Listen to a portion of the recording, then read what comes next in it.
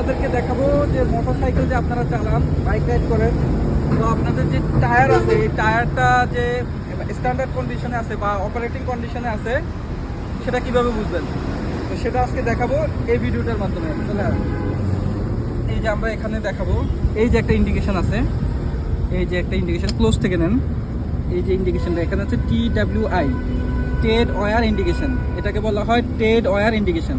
এই Ted wire indication এই যে এইটা, যখন এই চাকাটা এই গ্রিপগুলা খেয়ে এটার সাথে লেভেল হয়ে যাবে, যখন এইটা ওয়্যার অ্যান্ড টিয়ার হয়ে একদম এটার সাথে লেভেল হয়ে যাবে, তখন হচ্ছে যে এটা আর স্ট্যান্ডার্ড কন্ডিশনে থাকবে না।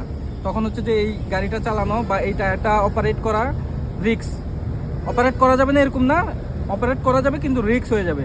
তো এখানে এই জন্য ম্যানুফ্যাকচার কোম্পানিগুলা যে টেড ওয়্যার ইন্ডিকেশন দেওয়া আছে যে এই পর্যন্ত যদি খেয়ে যায় তখন এই টায়ারটা আর সেফ না। আপনি চালাতে পারবেন কিন্তু এটা সেফ না। তো যারা বাইকার আছেন অবশ্যই ভিডিওটা দেখবেন, শেয়ার করে দিবেন। আপনাদের জন্য নতুন নতুন ভিডিও নিয়ে আসবো। তো আল্লাহ হাফেজ।